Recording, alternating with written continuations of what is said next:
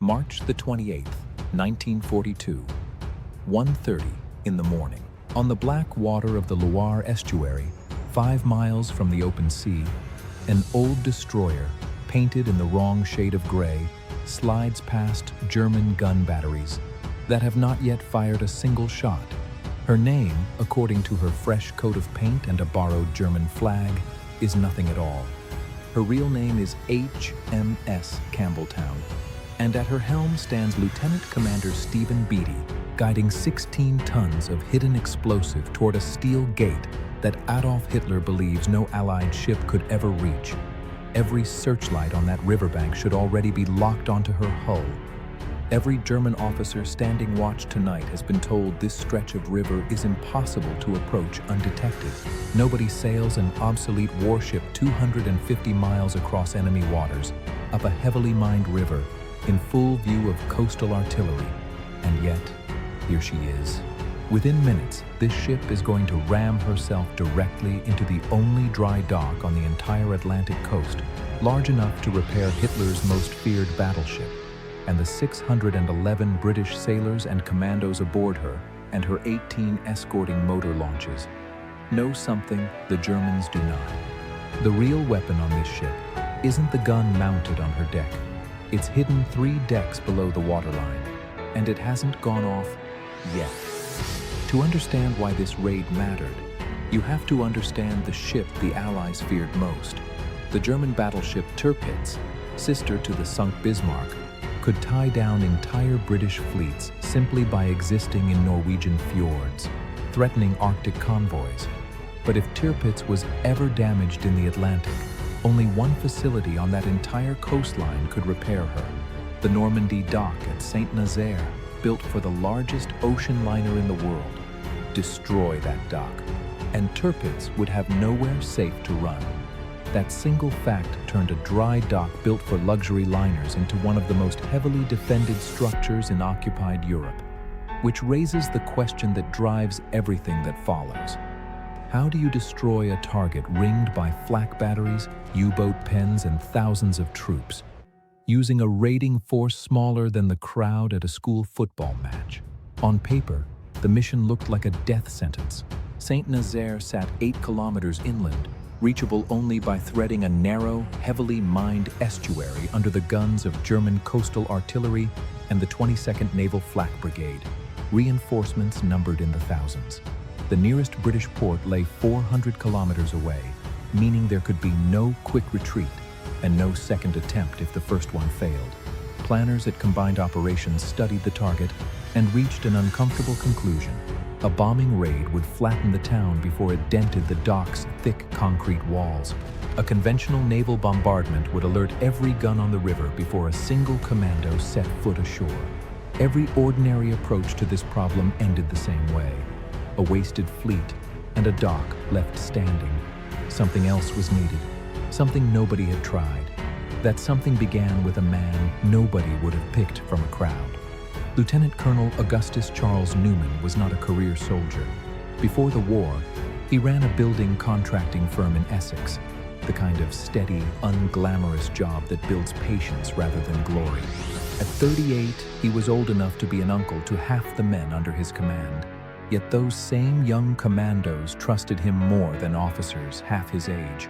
He had a habit of remembering the names of his soldiers' wives and children, of sharing cigarettes before dangerous exercises, of treating fear as something to be discussed rather than hidden.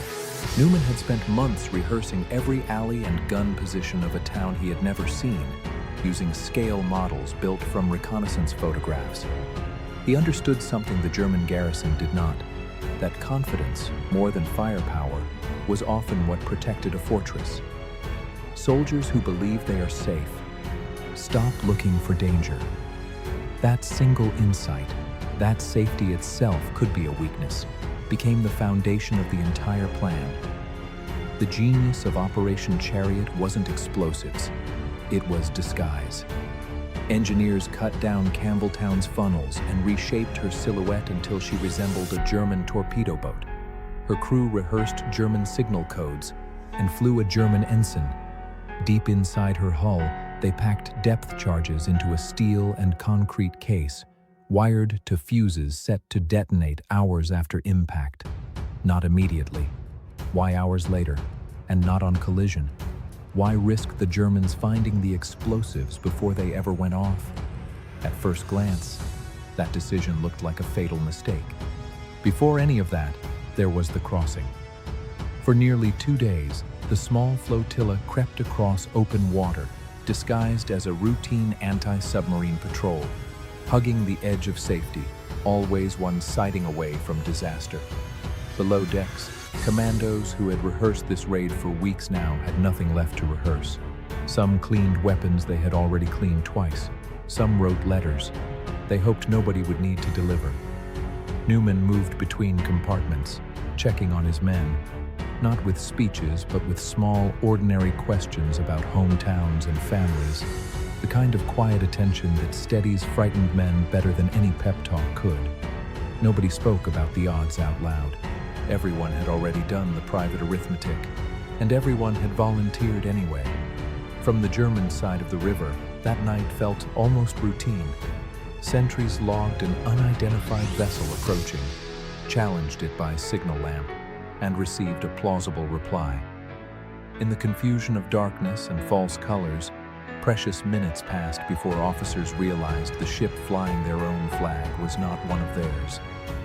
By the time alarms sounded properly, Campbeltown was already committed to her final run. Engines at full speed, bow aimed straight at the caisson gate. At 1:34 a.m. she struck. Her bow tore through the outer gate and wedged deep into the structure, exactly as planned. Gunfire erupted from both riverbanks at once. Commando teams scrambled down her sides under tracer fire, sprinting toward pumping stations and winding houses, with explosive charges strapped to their backs. Motor launches carrying the second wave burst into flames, one by one, as searchlights found them. Men who had trained for months to destroy machinery now fought hand-to-hand simply to reach it. Newman led a fighting withdrawal through burning streets, buying time for the demolition teams to finish their work before ammunition ran out. By dawn, the raiders were surrounded. Most of the small boats meant to carry everyone home lay sunk or burning in the river. Survivors fought street to street until captured, exhausted, and out of ammunition. Only a handful escaped overland, eventually reaching neutral Spain. It looked, by sunrise, like total defeat.